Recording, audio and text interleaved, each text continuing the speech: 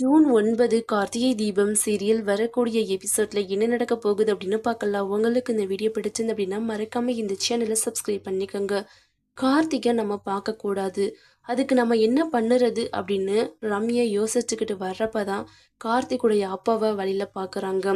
கொஞ்சம் கூட ஈவு இறக்கமே இல்லாமல் கார்த்திக்குடைய அப்பாவை ஆக்சிடெண்ட் பண்ணி அதே இடத்துல போட்டுட்டு கார்த்திகை மீட் பண்ணுறதுக்காக வர்றாங்க. எப்படியும் நம்ம கார்த்திகை மீட் பண்ணுறதுக்குள்ள அவர் அங்கே விழுந்து கிடக்கிற விஷயத்தை யாராவது கார்த்திகை கால் பண்ணி சொல்லிடுவாங்க. கார்த்தியும் அறக்க பறக்க ஓடிடுவாரு, நம்மளை பார்க்க மாட்டாரு அப்படின்னு நம்பிக்கையோட ரம்யா வர்றாங்க. ரம்யா வீட்டுக்குள்ளே என்ட்ரி கொடுக்குறப்பவே கார்த்திக்கு திடீர்னு ஒரு ஃபோன் கால் வருது. அதில் பார்த்தீங்கன்னா இவங்க வந்து கீழே விழுந்து கிடக்குறாங்க, ஆக்சிடெண்ட் ஆயிருச்சு. அவங்க ஃபோனை பார்க்கும்போது உங்களுடைய நம்பர் தான் இருந்தது அப்படின்னு சொல்கிறாங்க.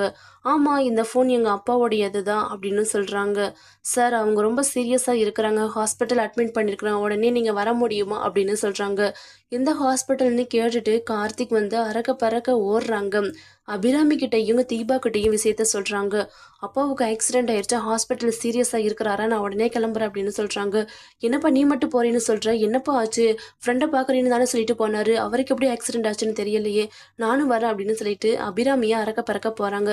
தீபா, நீ வீட்லேயே இரு, ஏற்கனவே உனக்கு கை வேற வலிக்குதுன்னு இருக்கல, பேசாமல் நீ வீட்டில் தானே இரு, நானும் கார்த்திகை வந்து போயிட்டு வந்தாரோம் அப்படின்னு சொல்லிட்டு அபிராமி கார்த்திக் இவங்க 2 பேருமே அவங்க கார்த்திக்குடைய அப்பாவை பார்க்குறதுக்காக ஹாஸ்பிட்டலுக்கு கிளம்பி போகிறாங்க.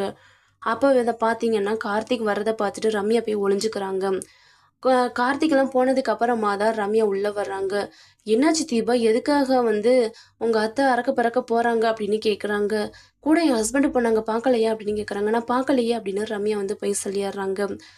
என் மாமனாருக்கு வந்து ஆக்சிடென்ட் ஆயிடுச்சுன்னு இப்போ தான் ஃபோன் வந்தது, அதனால தான் என் ஹஸ்பண்டும் என் மாமியாரும் இப்போ போகிறாங்க பார்க்குறதுக்காக.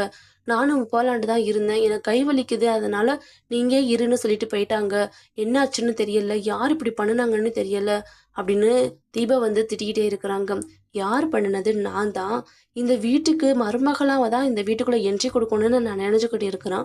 ஆனால் நீ அதுக்குள்ளேயே இந்த வீட்டுக்குள்ளே என்னைய வர வச்சு நான் யார் என்னன்னு கண்டுபிடிக்க வச்சிருவ போல. அதுலேயும் உன் புருஷன் லேசுப்பட்டவன் நீ நினைக்கிறியா? உனக்கு பின்னாடி நடந்தது என்ன யாருன்னு இன்ன வரைக்குமே தேடிக்கிட்டு இருக்கிறான். அதில் சிக்கிறது நானாக மட்டும் இருந்தேன்னா போதும், அவ்வளோதான், என்னை ஒண்டில்லைன்னு பண்ணிடுவான். அதுக்கப்புறம் எந்த முகரையை வச்சுக்கிட்டு நான் இந்த வீட்டுக்குள்ளே மருமகளாக வர்றது? அதெல்லாம் ஒரு நாள் நடக்காட மாட்டோம். உன்னோட இடத்த நான் என்னைக்கு பிடிக்கிறேனோ அன்னைக்கு தான் இந்த வீட்டுக்குள்ளே நான் வருவோம். அப்போ தான் கார்த்திக்கிட்ட என்னுடைய முகத்தையே நான் காட்டுவேன் அப்படின்னு ரம்யா வந்து மனசுக்குள்ளேயே பயங்கர வில்லத்தனமாக யோசிக்கிறாங்க. அது தெரியாத தீபா ரம்யாவை உட்கார வச்சு அவங்களுக்கு வந்து டீ காஃபி எல்லாம் கொடுக்குறாங்க. அதுக்கப்புறமா சரி நான் கிளம்புறேன், எனக்கு ஆஃபீஸுக்கு வந்து டைம் ஆயிடுச்சு, ஒர்க்கர்ஸ் எல்லாம் வந்து வெயிட் பண்ணிட்டு இருப்பாங்க, நான் போயிட்டு உன் மாமனாரையும் ஹாஸ்பிட்டலில் போய் ஒரு எட்டு பார்த்துட்டு போகிறேன் அப்படின்னு சொல்லிட்டு ரம்யா அங்கேருந்து கிளம்புறாங்க.